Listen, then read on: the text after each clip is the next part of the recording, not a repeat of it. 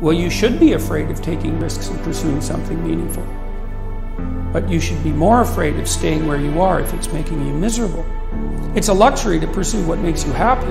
It's a moral obligation to pursue what you find meaningful. And that doesn't mean it's easy. You don't achieve worthwhile goals quickly or easily. They take time. They take struggle. They take relentless pursuit day in and day out. That's what it takes.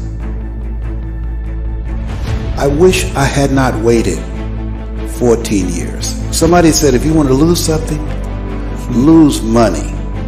You can get that back. 8 out of 10 millionaires have been financially bankrupt. Walt Disney filed bankruptcy 7 times and had 2 nervous breakdowns.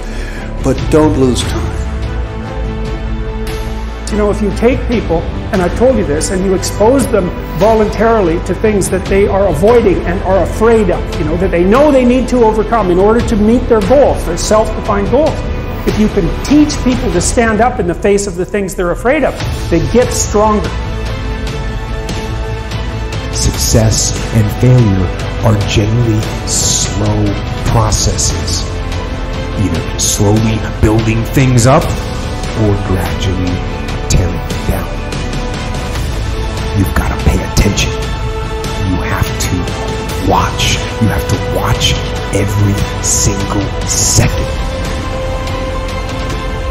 There were 14 years I sat on the sideline. 14 years I said, I don't have an investor in me like Tony Robbins. 14 years that said, I don't have an MBA or a PhD, and I can't compete with these guys. I have the complexion of rejection.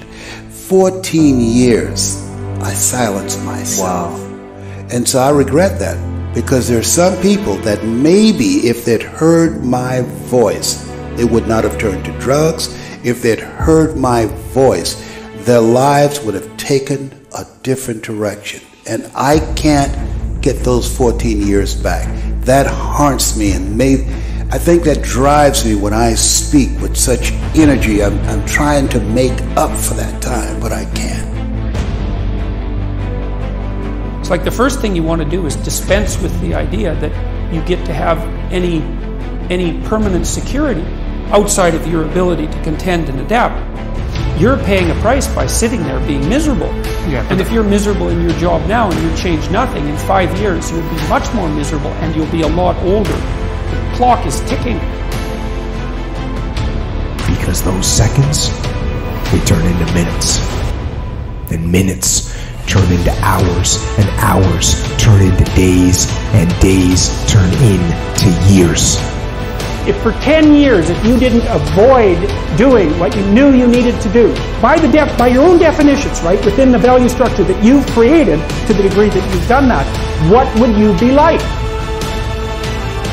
And so, that second that just went by, that counted. And so did that second. And so did that one. And in those precious seconds, you were either building or you were decaying.